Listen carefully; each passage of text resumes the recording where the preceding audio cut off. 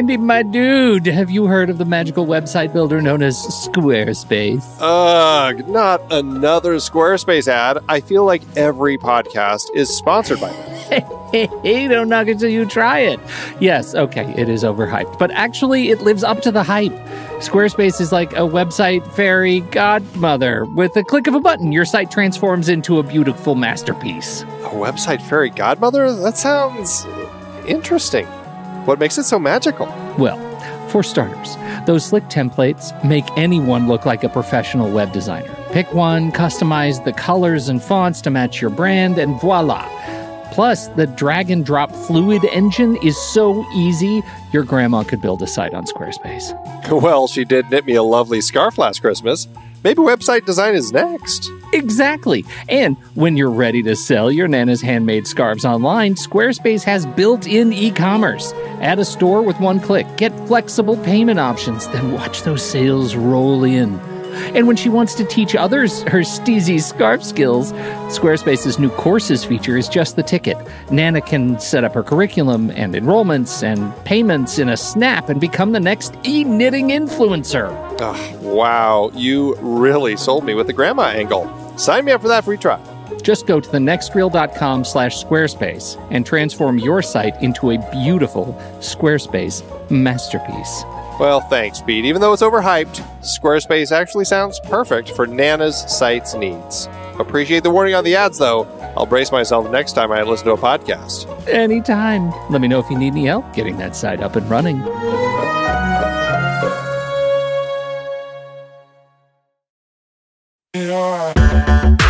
Andy, can you believe we've almost hit 700 episodes of The Next Reel?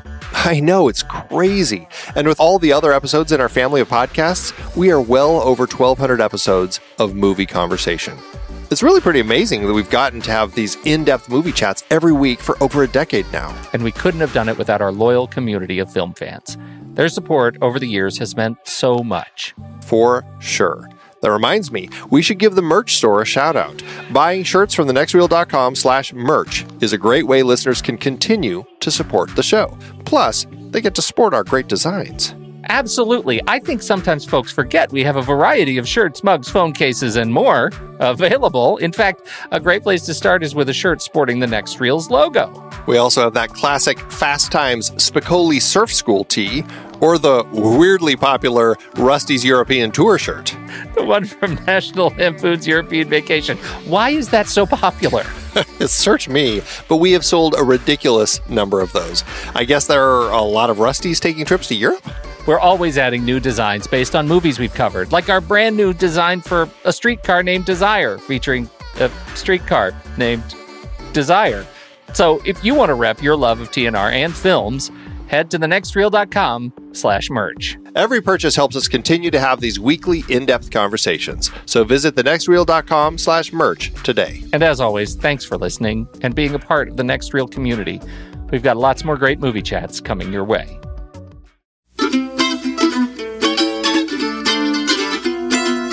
This is The Next Reel, everybody. I'm Pete Wright, and that there is Andy Nelson. Hey, hey, hey. And we spoil movies. Tonight on the show, we're getting the family back together again in Ryan Coogler's Spinquel Creed.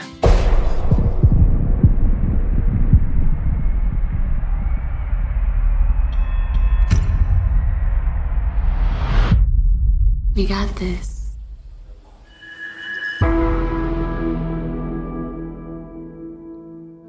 In the ring, you got rules. Outside, we got nothing. Life hits you with all these cheap shots. People like me, we live in the past. You got people that need you now. Hey. You got everything to lose. This guy's got nothing to lose. I ain't got a choice. That's the same thing your father said, and he died right here in my hands. Listen to me, this guy is dangerous. But you don't think I could beat him? Spinquel. Did you like that I made that up? Is that a made-up word? I think I made that up. I think you did. I think it's kind of a spin-off. People and a one sequel? day will be able to comb the annals of history and find the origin of the word spinquel right here. You heard it here first. Away with words. It's a portmanteau, Andy. Portmanteau. like those. Yeah, Spinkwell. When I use portmanteaus, it makes me want to drink wine. It feels like a wine word. It does. It's a wine. It is a wine word. Chateau, Chablis, portmanteau. Chateau portmanteau. It would just be Chatmanteau. Wait, that just sounded really bad. Remember when we used to talk about movies on this show? The House of Chatmanteau. So Creed, gosh. Andy, Yes. that Ryan Coogler, that man makes a movie. Boy, does he. I'm telling you. Yeah. Coming off of Fruitvale into Creed. Man, what can't this guy do? How'd this hit you? I should say, I don't have an allegiance to the Creed films yet like I do to the Rocky films, that where even though I rate them critically, I still deeply love them and will always have them with me and love watching them in series. I don't have that with the Creed films yet. But I'm here to tell you, I enjoy my experience with this movie. Well, as I said early on in recording this series with you, this film was the only other film I had seen walking into our discussions about the franchise other than the first Rocky film. So I saw Rocky and I saw Creed. Kind of skipped everything else. I that delights me actually on some level, because I am like, there's so much life that you miss in this central character, Rocky Balboa. Like, did you have any question now that you've had all the holes filled in? Like, was that ever an issue for you when you first watched Creed? No, I don't think Creed is done in a way where it really leaves holes. And I mean, it helps that I knew what I had missed. Like, I knew what happened in Rocky 2. I knew that Creed was killed during a fight in Rocky 4. Like, I knew these things. But there were a lot of things I didn't know. I didn't know Adrian had died. I didn't know much about Polly outside of the first film. It sets little things up, little nods to Duke with his son in the film, things that I think give a lot more nice detail and meat to the film that you don't necessarily get if you're watching it not having seen all the rest of the films. But it really adds to the picture. I think it helped quite a bit. And actually, I think that it made the viewing experience of this film a lot better for me. I mean, I already enjoyed it when I saw it the first time, but on rewatch, it hit me so much harder. All of the elements, it worked on a much higher level for me. I am very glad to hear that. I want to start from the outside in with this question, because last time we spoke about Rocky Balboa, and you had issues with the portrayal of Adrian's character in that film, I think, is putting it delicately. Yes, I was very upset. Yeah, that they killed her off screen. They killed her off, and we had this sequence where Rocky goes to the discovery. The reveal of this is Rocky goes to the cemetery and he sits down with his chair in front of the single headstone that says Adrian. What did it feel like now having the exact same scene? This time there are two headstones and one of them is now Paulie, and he sets up the chair and he sits down next to Paulie and Adrian. Did you have any of the same sort of longing or loss, the sensation of sheer grief and screaming in your notes at Paulie? I think I had gotten that out on Rocky Balboa. I honestly, Paulie was a character I struggled with a lot more in the franchise because he was a frustrating character. But it did hit me that he was dead. I'm like, oh man, that kind of really hurts. And I love the way that Rocky sits and talks to the two of them. And I love the way that when he's showing Donnie around his house and he takes him into Paulie's room and kind of gives that to him to use. I just love how he talks about him, and he's not really a nice guy, but he was my best friend, but he wasn't very friendly. Yeah. All of that. I really enjoyed the way that all of that ended up playing out. And so I wasn't bothered that Paulie had died. I think they already stabbed me in the heart once and couldn't do it again. But I think that it worked again. It was nice. I have this image of now, in the course of looking out for information about this film, I read a passage from Sylvester Stallone where he said, I deeply enjoy this character, and I enjoy this character at this point in his life, and I'm happy to continue to explore what happens to Rocky Balboa in the context of now Creed's sort of heroic journey as a character in orbit of that. And I have this image now of every Creed movie going forward. There has to be a scene where Rocky goes and gets his chair and sits in front of one increasing number of headstones at the cemetery. Who's next? It's the Rocky, somebody's dead from Rocky's past moment. And like, who's going to be next in line? It's the first time I actually kind of smiled at that sequence, and probably not the right way, not as intended. Oh, it's funny. So Adrian and Paulie are gone, but we have replacing Adrian as the love interest in this movie. We have Tessa Thompson joins the universe as Bianca. Well, not just her. I mean, you didn't even mention Michael B. Jordan. Well, I know. I'm getting into that. We're working in. We're working from the outside in. Can we? Would you please? I'm a little confused by the way that you're painting this picture for me, but okay. Yes. Yeah. Right. Outside in. Paulie's Andy, dead, because I and think then we there's can. Tessa Thompson. Paulie's dead, and now Tessa Thompson. And these are the things. Because would you just? All right. Listen. I'm going with it. All right. These are the things that we've had trouble with in the past. Right? We had trouble with how female characters were written in these movies. I feel like it's important to just open with the challenges and see, did they resolve them? And this was one we definitely had trouble with. Yeah, Adrian had her moments throughout the franchise that some of them were really strong, and she was a really interesting character. She falls into a coma. There's odd things as well.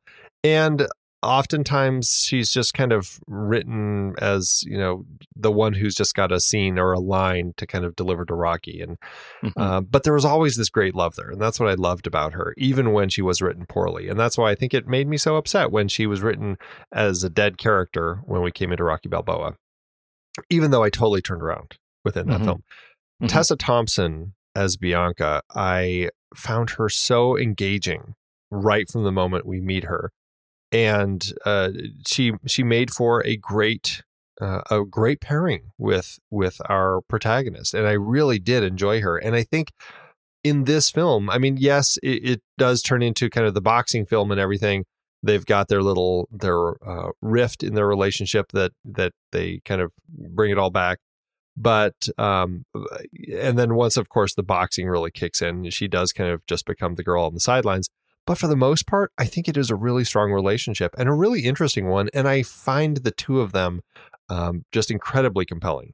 Plus, she's got this really interesting issue that she's also dealing with that I love that they gave her something, this progressive hearing loss. It's a really interesting character addition that they gave to her that gives her a lot more meat. Yeah. Oh, God, we have these wonderful complications. I love all of the complications they introduced that are related to Tessa Thompson's Bianca.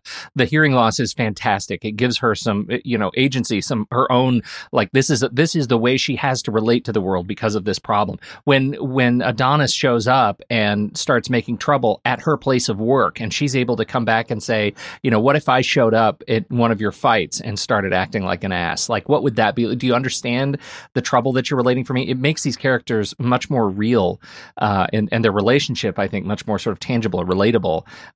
And plus, she's just so charming. Oh my goodness. Watching her, I think now, after seeing her as Valkyrie, as some other characters that she's done even since this movie came out, I think it's just that much more entertaining to go back and watch this movie because she lends, I think, just so much more presence on screen. And I think Coogler did an incredible job balancing out three major characters' struggles and not making it feel like any one story was getting short shrift. You know what I mean? Yeah.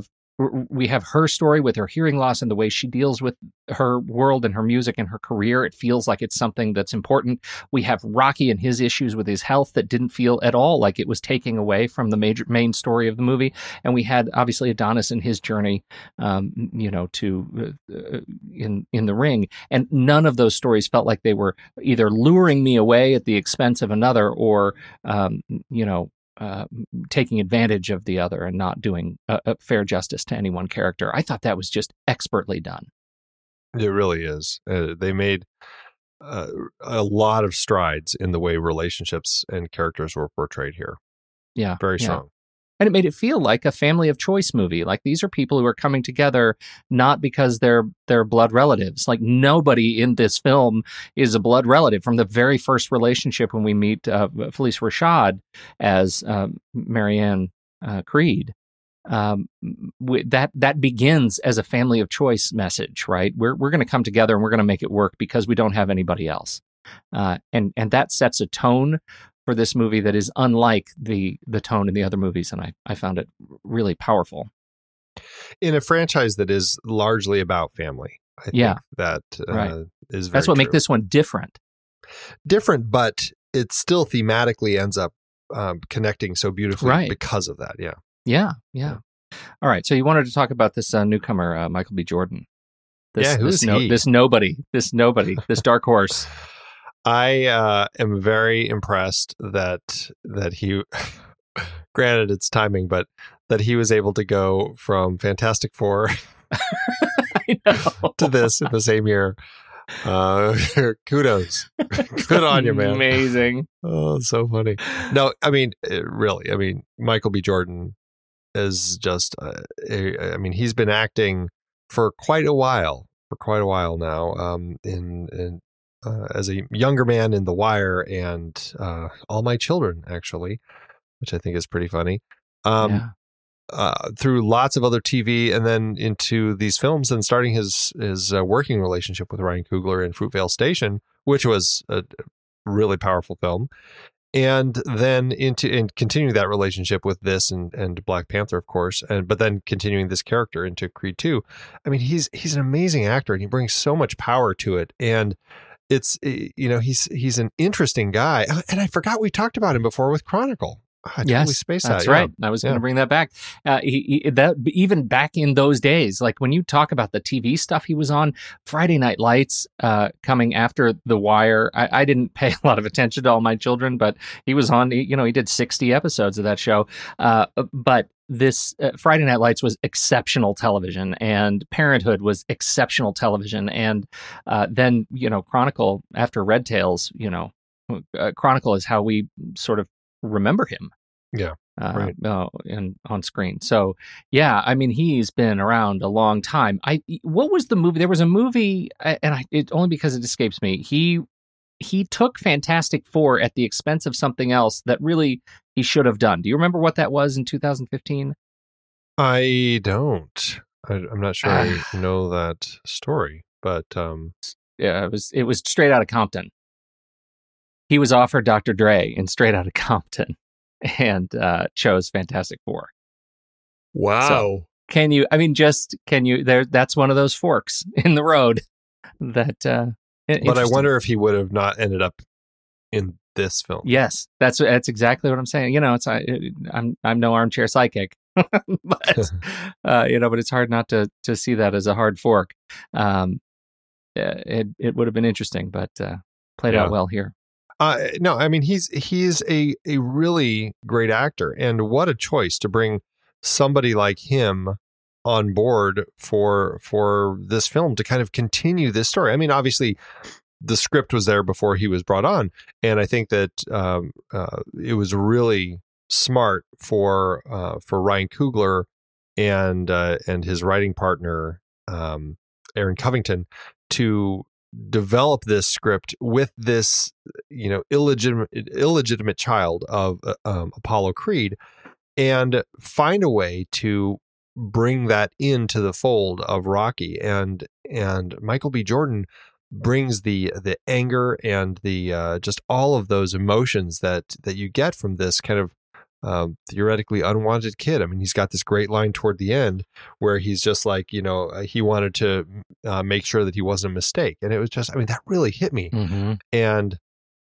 just the way that he plays this character, and kind of the anger and the frustration and the kind of sometimes the cockiness and arrogance and everything, just it comes through so nice. And I mean, I just think Michael B. Jordan is really has always been a compelling actor and brings so much to the table and so much emotion. And And it's funny because he comes across when you're not watching him in a film as just the nicest guy. He's just like so authentic. But then in films like this and Black Panther, right? When he's angry, like he really comes across as this really angry person that you don't want to cross.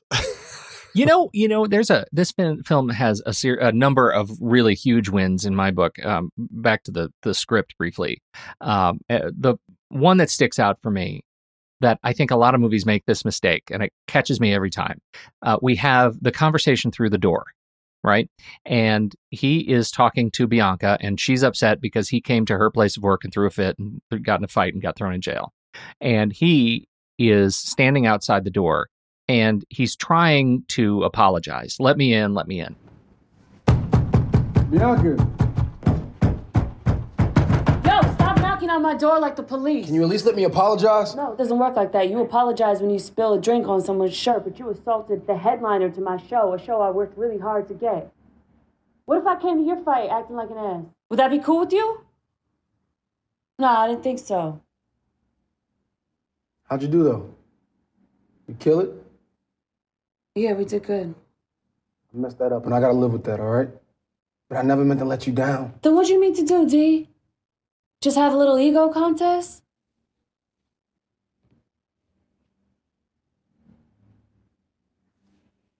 Rocky's sick.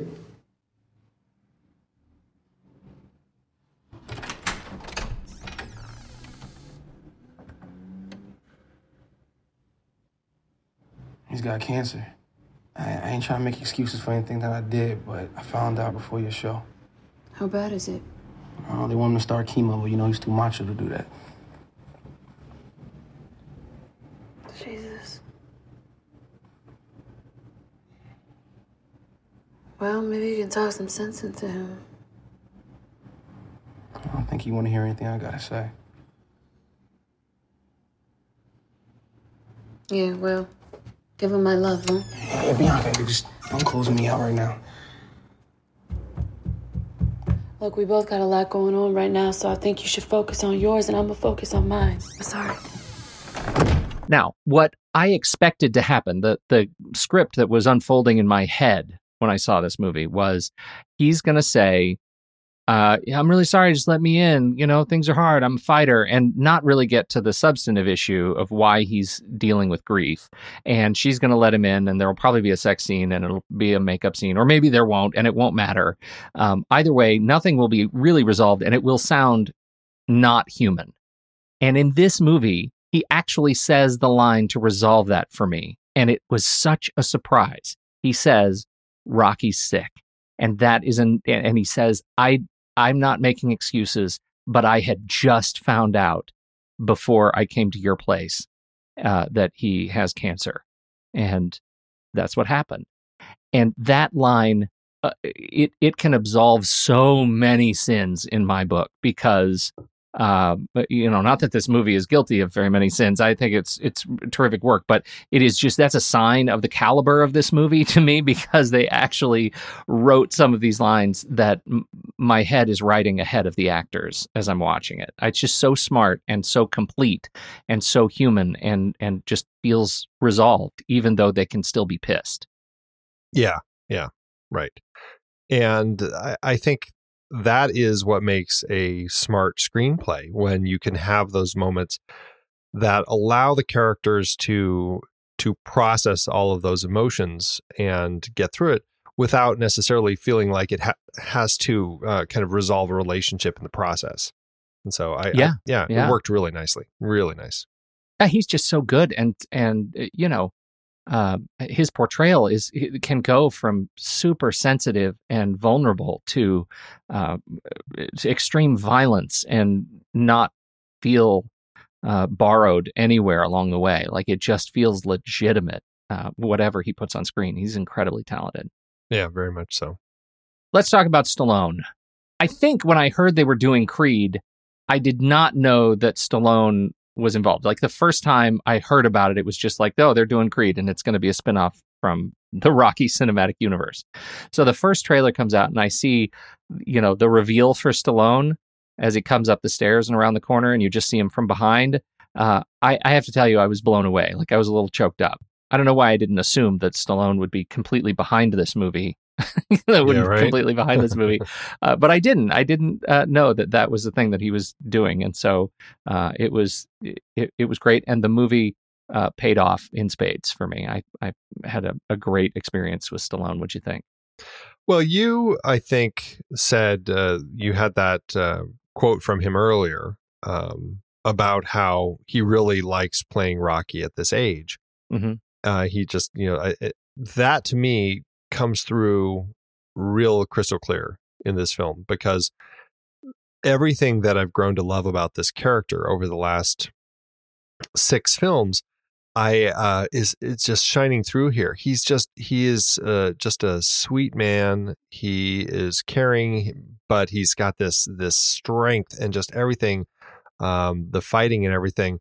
I mean, he works so well in this film. It's brilliant seeing how he kind of interacts with this kid and becomes his trainer and helps him and everything. All the stuff that Mick did for him and Apollo did for him, and even Duke. I mean, it just all kind of comes through as now he is the one on the other side training this kid.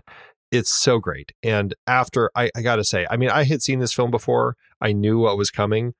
It was a strong film the first time. But after watching 6 films following Rocky Balboa, holy cow, when he collapses, I just about lost it. Yeah. Like it hits me. It hit me so much stronger because I was really that much more invested in this character. And the scene when he collapses, the scene when he's talking to the doctor about not wanting to do chemo, and just the way he kind of reacts to all of this with the doctor and then later with Donnie. It hurt so much. And I mean, Stallone showed that he knows this character, and I mean, it was rock solid performance from beginning to end for me. It was so good in this film. And for me, it didn't seem like maudlin that they would have a sequence about, hey, if I'm going to fight, you're going to fight, right? That exchange between these men was earned for me. It didn't feel gimmicky. It didn't feel dumb. It felt authentic. And I think that's on a fine line. It could come off as really stupid. And I think they played it just right. And I'm telling you that seeing Stallone in treatment for cancer, hooked up to the probably chelation, this chemotherapy, like all of those things, those scenes, the way they weathered him, the way they grayed him, the way he looked in the ring with the hat on, it was horrifying. It was horrifying. It felt like a member of my own family was really struggling, and yet he absolutely came through it. I think that montage of him working Creed in the hospital, making him run up and down stairs, making him do all the push-ups. I used to do those one-handed. I'm not just saying. I'm not telling you anything. I'm just saying. Those moments were just gems. They were just delightful. It showed me that Ryan Coogler and Aaron Covington knew these characters backward and forward. They could take moments like the chickens from Rocky 2 and turn it into something that was a great nod to the previous films without feeling like it was just being cheeky or anything. It never felt over the top, and it always had this respect for everything that had preceded it. And I think it's just they wrote a script that I'm really, really impressed with. And did you note that Rocky, it was 69 when this movie came out, same age as Burgess Meredith was, Stallone was 69, same age as Burgess Meredith was when Rocky was released. Wow. That's kind of sweet. That is really cool. Yeah. I wonder by the time we get to Creed 4 or Creed 5, if we're going to have Rocky's Force Ghost. I hope so. They should all be standing. He's going to join Apollo on the Apollo bridge. And Mickey will be up there. Yep. Mm-hmm. And Adrian and Polly. And Adrian and Polly. Oh, and Duke. dear. Gotta get Duke in there. Wow, man, this is going to be great. More people in the Force Ghost heaven. That's right. It's actually going to be directed by George Lucas. That's a turn. Okay. Can we talk a little bit about montages? I know how much you like montages. The montage. Yes, let's talk about montages.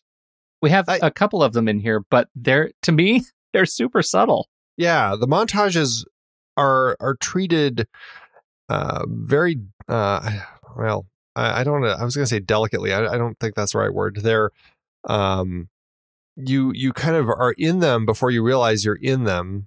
Yeah, and maybe it's because it's not like, let's throw in a big pop song and do this. I mean, there's some of the hip hop songs and stuff that they have in here that we get through some of them, but largely it's just you kind of do it and it just happens and then you're out of it. And it never felt egregious. It always was effective storytelling moving us forward. But yeah, it always worked for me. You know what I think they did really well with the montages in this case is we set up the story in the beginning that, and we have this great conversation between Rocky and Creed where he says, I'm going to show up. I mean, every punch I've learned to throw has been self-taught. Of course, I'm here to learn. Like, I'm here to do this thing with you. And that line stuck with me, the self-taught bit, because as he goes through these montages, we actually see a good deal of clumsiness on behalf of Michael B. Jordan in these early montages. The clumsiness that isn't, it's not that he's out of shape like we've gotten with the other Stallone montages in previous movies, where he's not in great shape and he's, and he's got to get in better shape to meet this particular foe. We saw a little bit of this in Apollo or in Rocky 3, where he had to like learn to dance. That jump rope kind of thing was great. This movie, Creed is learning to do everything. He's learning to hit the pads. He's learning to do the speed bag. He's like learning to do these core boxing skills that we never really had to see Rocky learn to do. And I thought that was a great kind of addition to this movie, to actually show that there is a level of apprenticeship going on that's not just about, taking an exceptional boxer and making him great, greater. It's about taking a guy with a lot of super raw material and actively shaping it. One thing that I wasn't quite clear on is we do see him going to Apollo's old gym back in L.A., where he had grown up, talking to Duke's son, who's running it now. Take it to the body. There you go. Make your time count, baby. You know what's coming up. There you go. Check out. What you doing here, man? 15-0, 15 knockouts. In Tijuana? Nah, bruh. That's a barroom brawling. Yeah, well, I'm all in anyway. So I figured we start out local just to get our momentum going, and we can move wherever we want to move. We? Yeah, I was figuring you mean... Honest. These boys come in here, this is how they survive. They gotta fight for life. Kill or be killed, people die in there. Your daddy died in the ring. This ain't no joke. I don't know him. Ain't got nothing to do with me. Oh, okay. You real tough now. Yup. Nah, I ain't training you. You know I ain't training. Ain't nobody training you. I'm gonna make sure about that. We making champs in the Delphi gym. We not dancing. We not singing. We fighting. You struggle every day. You fought for something. You damn right.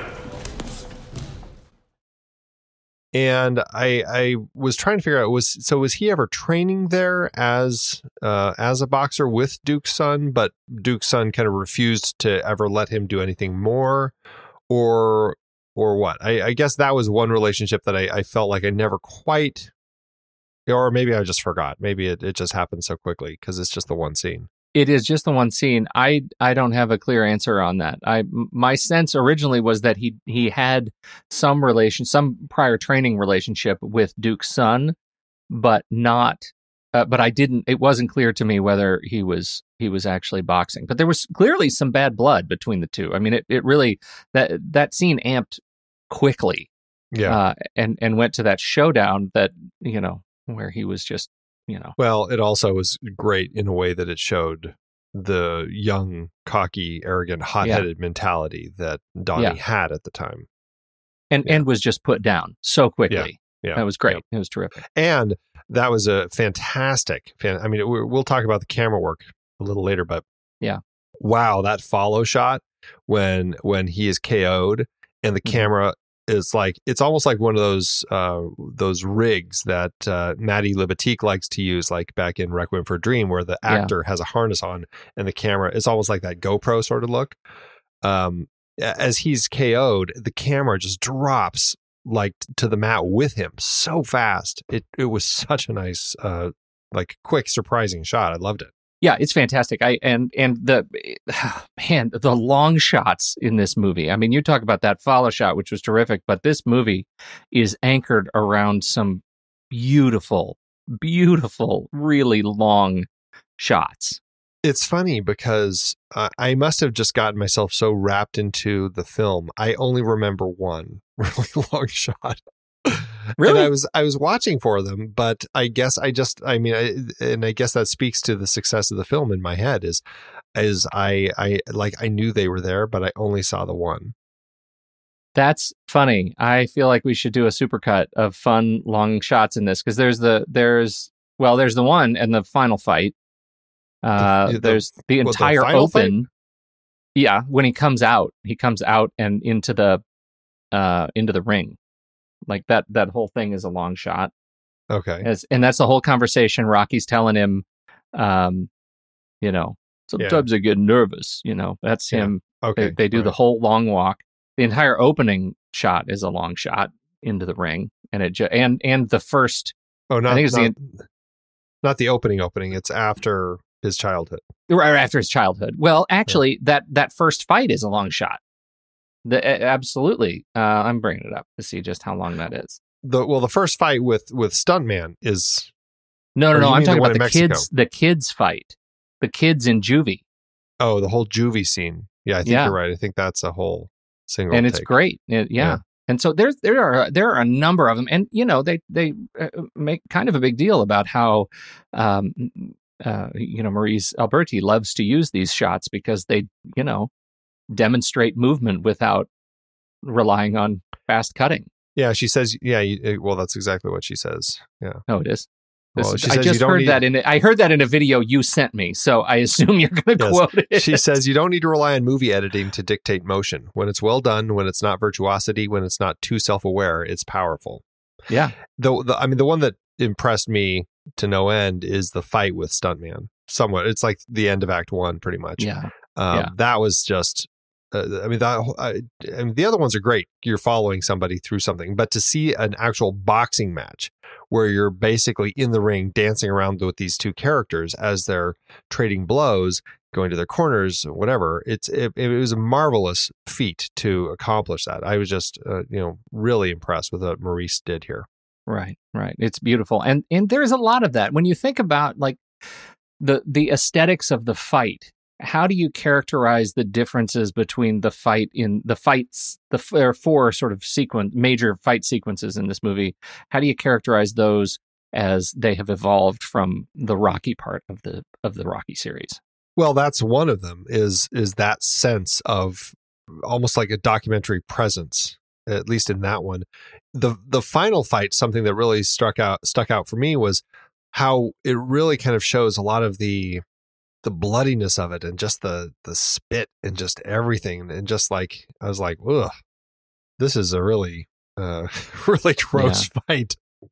Just watching all of that stuff, just the Vaseline rubbing on the wounds. And as they kind of are prepping, the cut man would pull the Vaseline out and just put a big glob on his hand, getting ready. And just seeing all of that stuff, it was just really interesting details that we were catching that stood out for me as a really interesting element that I feel like we hadn't seen portrayed quite that way before. I don't know if it's a function of just the fidelity that we get in the film, right? That it's how I don't know. She shot, I'm assuming, digitally, and I think it was it's an Arri Alexa, yeah. And it's so beautiful and so crisp. And, they used fight lighting for the big fights. These fights struck me weirdly, even though I know cognitively, my brain is aware of the fact that this was shot Steadicam in the ring. But it's so crisp and so clear, and the movement is so crisp and clear on part of these performers that it just looks at times super motion control. and like they could just go and like these are robots. They're just punching super hard, and everything is so clear. It might like how did they make it look so real? It's almost artificial again. Yeah. It's sort of the uncanny valley of fight scenes. I mean, I think that speaks to one of the reasons that Coogler brought on Maryse as the DP, because she does have this documentary sensibility, the way that she kind of approaches things, the long shots, the look of the film, the grittiness, that all of it lends itself to exactly what he's going for in creating a look to the films that feels very authentic. An interesting element that Coogler did integrate into this that I initially was like, I'm not so sure I like that, is the on-screen stats that we would get for the various boxers as they would come up. Interesting. It's something that I had seen in a number of other films before, where you kind of, you freeze frame, bring up stats as to who this person is and their wins and losses and all their information. It feels very much something pulled out of the world of sports because of the introductions to players as they're coming on the field or whatever it is, just to give a little more background. It definitely feels like something I've seen a good number of times in other films. And so to see it here when it started popping up, it felt really, especially this viewing, it felt very much outside of the realm of the world of Rocky that I had seen up to this point. It's not anything like we've had in the films before. And so I was like, is that something I really want in here? In the end, I got used to it. I thought it was something that it was a tool to help us as outsiders get a sense of the strength of these various opponents that he'd be going up against. So I definitely appreciated that stuff. I still was torn if it was something that fit in with this world, but I guess in the end it didn't. I found myself okay with it. I don't know. Were you okay with them? I was totally okay with it. And in fact, I felt like it was training wheels for me, because I'm not engaged in the sport outside of Rocky movies. I have like very little interest in watching actual boxing. Seeing those up there and like being able to kind of truck with the lingo a little bit, and understand how the stats work and seeing them on screen, it really helped. It was the, sort of the Adam McKay approach to boxing. But I mean, do you feel like, you made it through all the other films without that, and that's that's why I felt like it wasn't really a part of this world, and so all of a sudden to have that, that's one thing for me. I felt like it was Coogler putting something in there just to. I was like, is he trying to like kick it up a notch? Is he trying to do something different? Is he trying to put his stamp on it? And it just, to me, it felt like a little unsure. Weirdly, like Coogler didn't need it; he could have been fine without it. It has worked fine without so far. It just felt like something that he was throwing in there just to try to make his stamp. And I was just like, I don't know if we needed it. Yeah, I absolutely see that. But I think all of your points are probably play in there. Yeah, it was probably him putting a stamp on it. It was probably him. Maybe he was feeling a little insecure about people understanding the leveling up, that Creed was going through with each successive fight. Maybe it was whatever the reason was. Every time I saw it on screen, it helped me to judge, the relative sort of credibility of the next successive opponent, and I liked that. It interestingly, it wasn't used. Almost wasn't used enough to feel like he committed to it. That, if anything, that was my problem. Like, I feel like I could have used more of that a little bit, more play with on-screen stats to demonstrate, this stuff. Either do a little bit more of it or don't do it at all. But for me, I liked it. I guess, the last point I have is it, maybe for me as a boxing outsider, there's just so much information on there, and I'm frantically trying to look through it. Like, what's important? What do I need to really understand who this guy is? Because it's like by the time I get to the next one, it's like I don't remember what the last guy had. So Yeah, all I was looking at was the 3 numbers, and as soon as I saw the 3 numbers, if it was a number and then the wins by knockout or whatever the last one was, those were the important ones. How about the shorts? Mom sends him the American flag trunks. Was that a bridge too far for you? No, actually, I loved it, and I loved that they actually had Creed on one side and Johnson on the other. I thought that was a great touch coming from his mom. And it warmed my heart to no end to see those in there.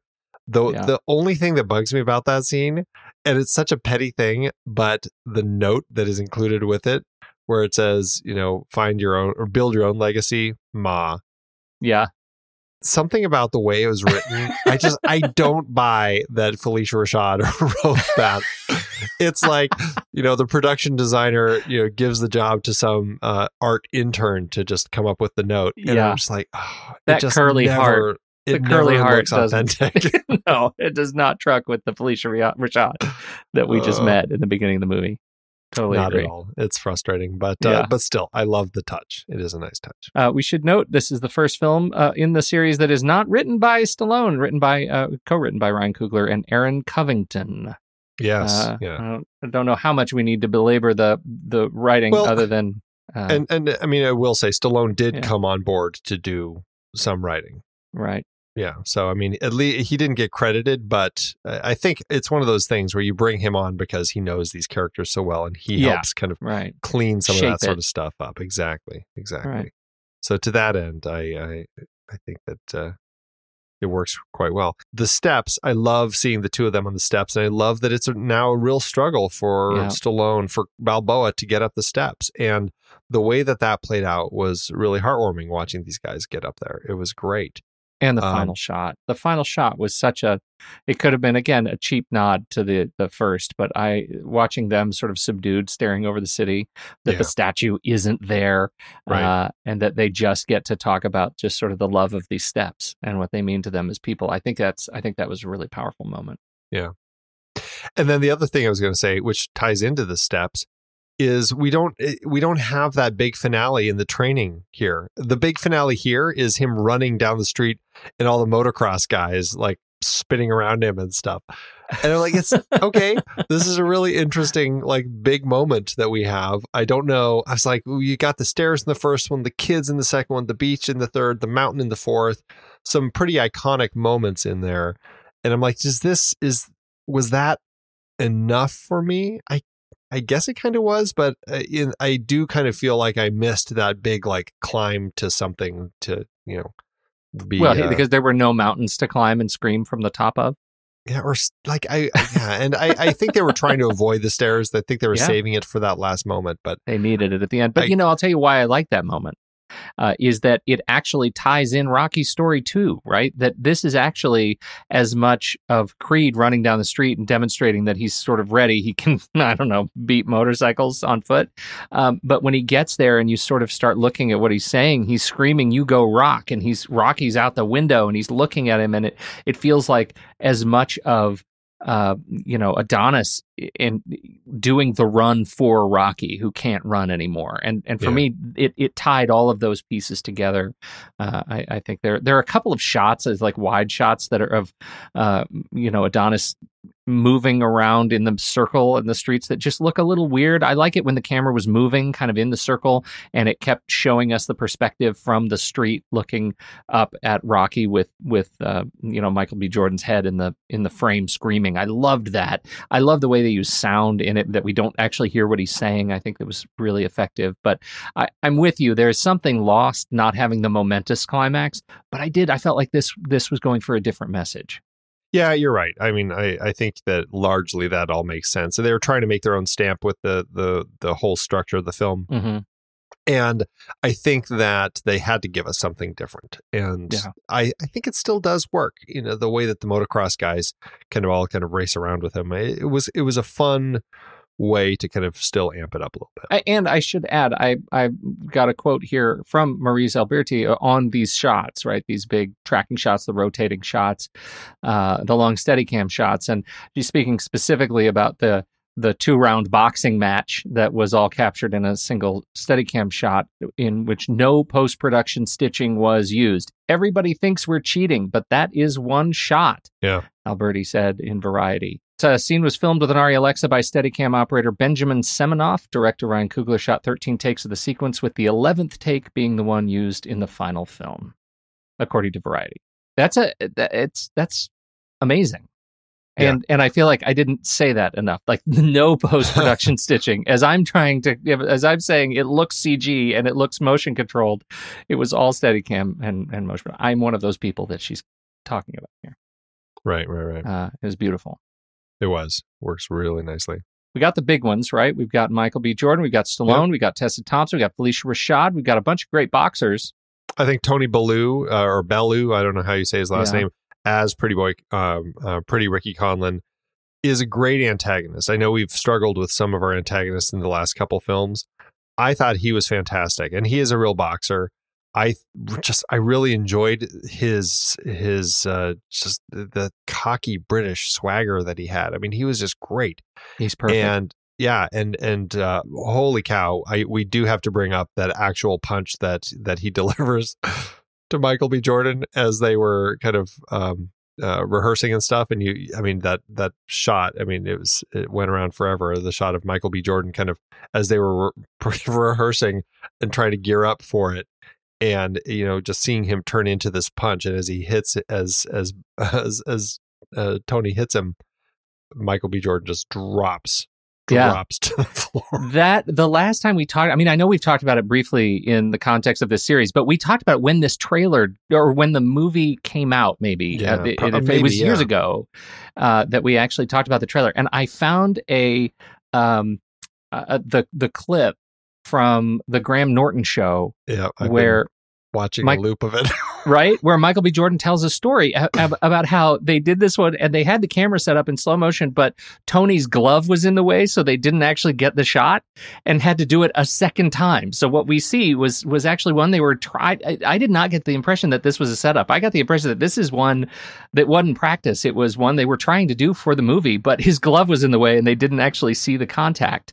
And that makes it, I think, worse, because when I first heard the story, I just heard the story as like you got to join the club. You got to be in the club. Everybody takes a shot of Stallone saying everybody takes a real punch. And he says, "Oh, if you can do it, I can do it."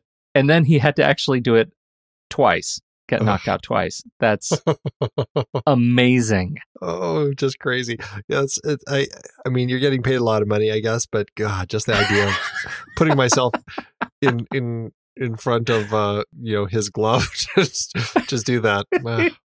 I struggle with that. Totally. Oh God, it's just we're made of different stuff. Let's just say that we're made of different stuff. Yeah. Graham McTavish, one of our hobbits, one of our dwarves from the Hobbit films. Right. He pops in as the manager for Conlon, and it's not a big part, but I love seeing him and stuff. He's just got such a great hard look. Well, and I loved seeing him in this because it was just in 2008. He was in Rambo with Stallone. Yeah, right. Which I thought was fun. Very much so. I did not even know this, Andy, until I looked at the notes, and you had written that Liev Schreiber was doing the voiceover announcement for HBO 24/7 in the film, and wondered if he was actually doing that for the show. I didn't even catch that was Liev Schreiber at all, honestly. I didn't either. I just saw his name in the credits. I'm like, why is Liev Schreiber what in this is he film? doing there? Right. So I started searching. That was a rat hole that I went down and probably didn't need to, but I did. And it turns out absolutely that was Liev Schreiber. And he was doing that legit for HBO Sports. Liev says, I actually got discovered by HBO Sports, and that was an incredible training ground for me. They basically gave me my start. Former HBO Sports president Ross Greenberg heard me on Rock and Roll and brought me in to HBO. And he had been doing that, and so this was having his voice on there was par for the course. That's so funny. So funny. I mean, I guess that's like having if you have CNN on the background, you want to have James Earl Jones. Yes, this is CNN. It's CNN. Yeah. Right. Oh. Okay. I thought that was really funny. He's just not a name that I associate with extensive voiceover work, Liev Schreiber, and it turns out he let me just say, the headline of this New York Post article, the interview with him, is called Liev Schreiber's Booming Second Career, Voiceover Artist. And it's a full feature only on his stuff, his voiceover work, like documentary, like extensive voiceover work. Well, I worked on the documentary about Manson last year, Manson, the Lost Tapes or whatever it's called. And he did the voiceover for that. So it is very true. No kidding. That's too funny. Last person I wanted to mention in the cast, Anthony Martins pops up as welterweight number 2 and an assistant stunt coordinator. In the credits, he's credited as utility stunts. And I had to bring him up, Pete, because this crazy Marvel Movie Minute that we're doing, I've had a lot of time to dig into people's backgrounds, and Anthony Martins pops up in Iron Man as the father in the town of Gulmira, where he is the one who is separated from his son and almost killed before Iron Man comes in and saves the day. And I was like, Anthony Martins, I know who he is. Here he is. He's in this. Now, what minutes were those? Those were in the 40s, gosh. Right? I don't know if I could tell you off the top of my head. No, it's not in the 40s. I want to say it's in the 50s. It's when he sees on the news what's happening in Gulmira, and he goes back. And no, it was probably 78, 79. I think that was it. Yeah, right. Yep. Yeah, those were the days. So, yeah, those were the days. We should mention Hannah Beachler did the production design of this film. She did a great job. That I think what's important to note is that she just won an Oscar the night before we recorded this episode for her work that she did on Black Panther. Obviously, she now has a working relationship with Coogler, and she's been working with him since Fruitvale Station, and is just doing some good stuff. And this is her next big thing. She's working on something with Todd Haynes right now. But it's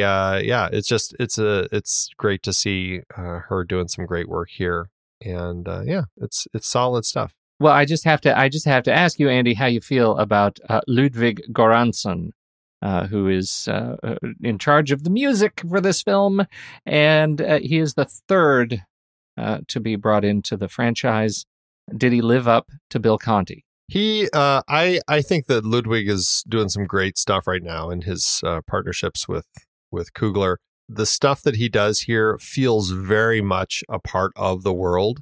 I don't think he's written anything that's as iconic as what Bill Conti did in the first film. But again, Bill Conti didn't do anything else in any of the other films that he composed because he just reused his music, basically. I think that Ludwig does an amazing job, though, of creating something that feels very much a part of the world. And he'll bring in a couple themes, a time or two. But for the most part, he creates something that feels very much like something that Bill Conti very likely could have done in those other films. It works so nicely in context of the film. Well, and we do get the first few bars of "Gonna Fly Now" in the near the end of the big big climax. And tell me you didn't choke up in that moment. Totally. I thought that was stunning. Totally, that was a great moment. Yeah, I think he did great. You want to talk about the song?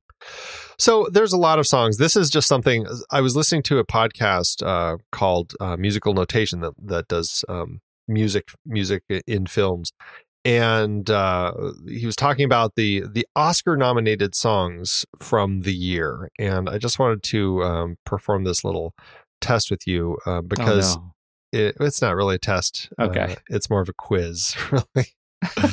No, in 2008, the songs that were nominated for best original song were Writings on the Wall from Spectre, Earned It from 50 Shades of Grey, Manta Ray from Racing Extinction, Till It Happens to You from The Hunting Ground, and Simple Song Number 3 from Youth.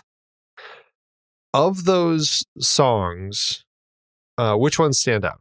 Well, I'm Writings on the Wall. I didn't say that's the one that won the Spectre. Well, I remember. I actually remember the controversy around that one, and I'm a big Sam Smith fan, and I think people like there was so much controversy around that, and I felt like I was on an island saying that was the song I wanted to win. I love that song, and I think it's great. It's the one I remember, and it's the one I still play regularly around the house. Well, it's James Bond. It's, I think Adele's song deserved to win. I don't think that song deserved to win because I don't know if you remember it all, but Till It Happens to You, the song that was nominated, Lady Gaga sang it at the awards from the film The Hunting Ground. And it's a song about, it's a documentary about rape crimes on college campuses and how the schools cover them up. And the song was like one of those songs that just practically brings you to tears. It was a really powerful song. Totally should have won. That, for me, after hearing it, I'm like, that's the song that should have won. I don't remember it at all. I need to play it. Maybe I will play it. I will absolutely change gears. But I'm the 50 Shades of Grey song, it's fine. But Manta Ray and Simple Song Number 3, neither of them are memorable in any way. Like I couldn't even hum a bar of either of them. They're not great songs. The song The Fire from this film, I think, is 100% just Oscar worthy. It's a great song. It fits so thematically with it. That's something that the podcast, like that I mentioned, Musical Notation, they brought that up. They also mentioned the other song that that I very likely should have been nominated and wasn't. Was oh gosh, dang it! What's the name of the movie? Fast and Furious 7. What was that one called? I think it was just Furious 7 because it's Fate of the 8. Yeah, Furious 7. That was the one. That's the one where Paul Walker died after the making of, and it was a very powerful end song in the film. See You Again. Oh, I totally know this song. That was Wiz Khalifa. Yes. Yeah. Yes. See You Again and The Fire should totally have been nominated. And then it would have been an actual competition because they would have had some top-notch songs in there to play with. But as it was, The Fire wasn't. But anyway, I'm going off on a tangent, but I did just want to, my whole point was, great song. It totally deserved a nomination because it was a great song. I need to go listen to it. I just watched the movie again today, and I don't remember the song. So that's... Check it out when we're done. It's The Roots featuring John Legend. Yep. I've already got it queued up. All right. So our last little note, we have a somber note. It turns out that Sage Stallone actually died when this film was going into pre-production. And Stallone was adamant that he didn't want to be a part of it, and in fact, he's his interviews at the time, he talks about how he was very near complete breakdown, like he was just a broken person. It was actually Coogler who convinced him over and over again, please, we're going to use this film. You've got to use this film to honor Sage. We're going to use this film to honor your relationship with him. And he says he wanted to use it as a dedication to, the relationship and the father-son relationships that appear throughout this film. And I think it captures it well. Again, we've talked about this with the on-screen relationships not being maudlin in ways that could have gone overboard. And I think Stallone's portrayal, of the father figure was a perfect way to honor his son. And we get that nice little nod of Stallone and his young son on the dresser in Paulie's bedroom in his house. Yes. I thought that was a really nice touch. Very nice. Yeah, I agree. That is a sad note. Yeah. But I would imagine that one of the reasons the performance is so strong here is because he brought a lot of that pain and hurt into the making of it, and it shows in the way that he is dealing with his heart issues and his losses in his life. All right, Andy, tell us how it did at award season. This was a popular one. 46 wins, 63 other nominations. At the Oscars, Stallone was nominated again for Best Supporting Actor. He did lose to Mark Rylance for Bridge of Spies, but because of his nomination, he became the 6th actor to be nominated twice for an Oscar for portraying the same character. Obviously, the first time was Rocky Balboa in 1976. The others were Bing Crosby, Peter O'Toole, Al Pacino, Paul Newman, and Cate Blanchett. So that's good company that he keeps with his little different things that he's gotten these kind of Oscar stats for. Yeah. I'm going to skip a lot of these because there's tons, but I will just say, in the end, Michael B. Jordan ended up winning 4 awards. Ryan Coogler won 4 awards. Tessa Thompson won 1. Felicia Rashad won 1. And Stallone won 10. Wow. Yeah. Wow. A lot of people loved seeing him come back for this role. It's great. It's just great. Andy, how did it do at the box office? Coogler got to work with a budget of $37 million, but with marketing, that number went up to $40 million. It's a really recent movie, so it's not a huge change in today's dollars, landing at $40.8 million. Creed was a Thanksgiving release, hitting theaters around the world November 25th, 2015, the 40th anniversary of the date of the opening scene in Rocky, interestingly enough. It opened opposite The Good Dinosaur and Victor Frankenstein. It did open in the number 3 slot, unable to push past Pixar or Hunger Games: The Mockingjay Part 2, which was just in its second week of release. Sadly, with the glut of holiday releases, it never got higher than that. But still, the movie did go on to make $109.8 million domestically and $63.8 million internationally, earning a grand total of $177 million adjusted. That gives the film an adjusted profit per finished minute of just over $1 million. All told, it's a great landing place for this rebirth of the franchise. Outstanding. We're moving in the right direction, Andy. This has been a good conversation. It's got strong awards. The numbers worked out. I think it's time for us to rank it, and let's see how it ends up between the two of us. If it builds our relationship or tears it down. Or destroys it. Let's rank it. Head over to flickchart.com/thenextreel. You'll see all the movies we have ever ranked on this show. You can swipe over in your show notes, click on Flickchart, and it'll take you straight to this movie where you can add it to your list and see how it stacks up to ours. First up, Creed or Romeo and Juliet? Totally Creed. Creed. Creed or Raise the Red Lantern? Creed for me. Creed, yeah. Creed or Rocky, Pete? Rocky. Creed. That's a tough one. I'm legitimately pretty torn on this one, but I am going to say Creed. Okay, let's go to the ring. Ooh, as long as you're not going to KO me like Tony did to Michael. All right, here we go. All right, one, two, three. Rock. Scissors.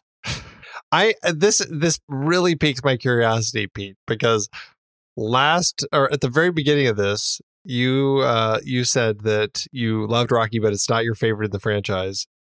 And now you just picked Rocky over Creed. So that tells me there's only one other movie left. No. And is that what I said? Yeah. I thought I said that it was Rocky 2, that there was something in there. Because honestly, I look at my chart. Where are you on this whole thing? Are you ready? Are you done? Yeah, I'm ready. Yeah, okay. I thought, yeah. Okay, we should just finish. Okay. Creed or Children of Men? Children of Men for me. Okay. It doesn't really matter to me because now we're in the right zone. Okay. So Creed or Snowpiercer? Snowpiercer for me. I'll give you Snowpiercer. I enjoy that film. Creed or Close Encounters of the Third Kind? I'll even give you this. Yeah. Creed or Up in the Air? Up in the Air for me. Yeah, Up in the Air. Okay. Creed or Star Trek 2? Oof. Star Trek 2. Yeah, Star Trek 2. Creed or Scott Pilgrim? Scott Pilgrim. Well, that lands Creed at 49 on our chart. 49 out of 393, one spot above Rocky. Just one. Okay.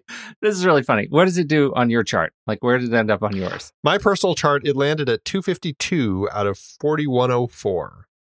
Okay. So that's pretty high. Yeah. So what does that mean?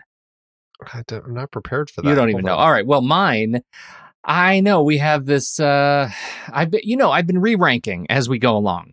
You knew that, right? I've been re-ranking the entire Rocky thing, and I've been trying to do this legitimately, and I'm surprised at a few things. I am most surprised today as I re-ranked Creed thinking I knew exactly where it was going to end up.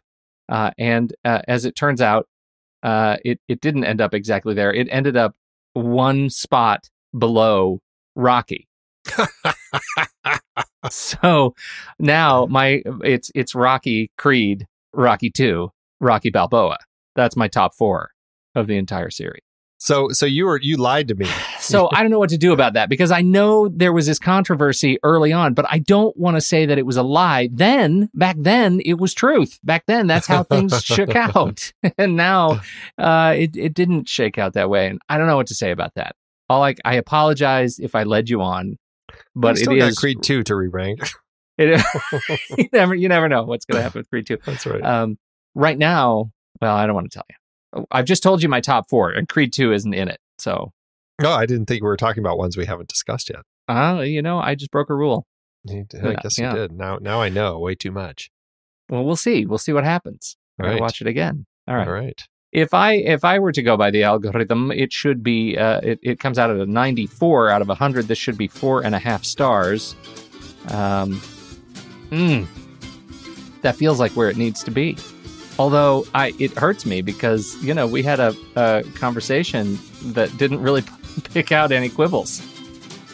Did we have any quibbles? I had a few quibbles, personally. Right. Just like the on-screen stats and stuff. Oh, yeah, you had a problem with that. But on the whole, I think that this film largely is such a success. And it was invigorating to kind of have this happen so late in this franchise, to hit the 7th film and find something that just felt fresh, original, vibrant. It just breathed life into this franchise. It's not like the franchise was hurting either. Rocky Balboa I really enjoyed too. Yeah. But Creed just gave it a spin that I really appreciated. And so I am also at a 4.5 and a like. All right. Good stuff. That feels good.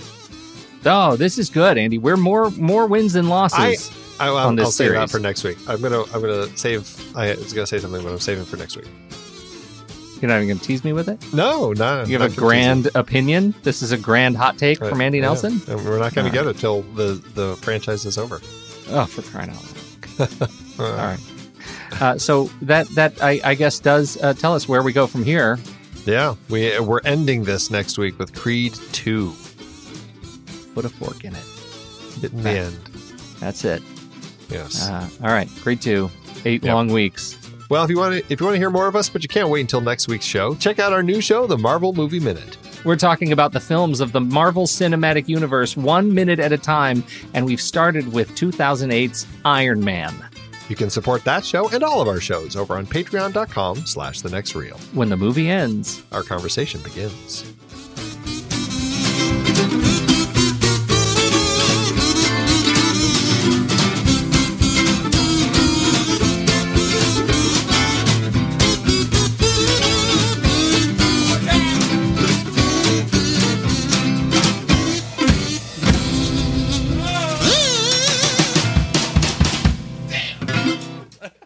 The kids have spoken, Andy.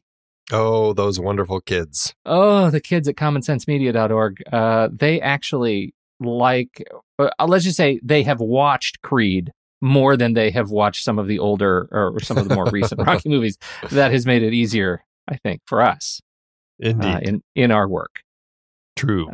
I think I will go first this week. If Take you it don't away. Object. All right. This one comes from a 13-year-old teen who gives this a 4-star review. It was good, but it got a little off track. It was good, but it got off track a little. Some parts were really scattered all over the place. Like in the beginning, they should have started with the boy's mom and not a fighting scene in a jail. It made everything kind of ish. I don't think that Bianca was needed much, but she was important in the end. I really did like the whole storyline, though, and I really did like it. I like how you kind of swung into Valley Girl by the end. I did a little bit. Don't you think it was? Don't you think that added to the part? I mean, I don't want to feel like I took it too far. Did it come off the rails at all? I don't know. It was great. It was great. What'd you end up with? I've got a kid 10-year-old kid who says it's for ages 11 and up, but this kid was okay watching it apparently. Gave it 4 stars and said simply, "There is much violence. but it is okay with me.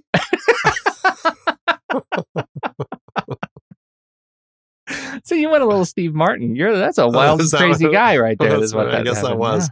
Yeah. Nice job. Hopefully Kid 10 is okay with that. Yeah. Thanks, kids. It is hard to believe that we have been having in-depth weekly conversations about movies since 2011. So many great movies, so many great conversations. But it's a lot of work. Producing this show week after week does require a lot behind the scenes. If you'd like to help support our efforts, one easy way is by using our Originals page when shopping for books and movies that we've covered. Your purchases made through our links give us a small commission at no extra cost to you and allow us to keep having these great discussions. We had some great films in Season 8 that started their lives as books or plays, and you can find all of them on our Originals page at thenextreel.com/originals. That's the site where listeners can find links to purchase all the source material behind the adapted films we covered, from Season 1 up through our current season. For part of Season 8, we had a series celebrating the 50th anniversary of films from 1968. We talked about 2001 and 2010 for our Odyssey series, both adapted from Arthur C. Clarke's novels. Man, the second one was so much better than the first, right? Don't you even get me started. Need I bring up Under the Cherry Moon again? Yes, also so much better. Wait, no, that's not what I... Planet of the Apes kicked off its series based on the novel by Pierre Boulet. We covered Danger Diabolic and The Detective, adapted from novels for our 1968 crime films. Wait, wasn't that The Detective the prequel to Die Hard? They were both written by Roderick Thorpe, and yes, it's the same character in the books. I can't believe they even asked Sinatra if he'd be in Die Hard. That would have been weird.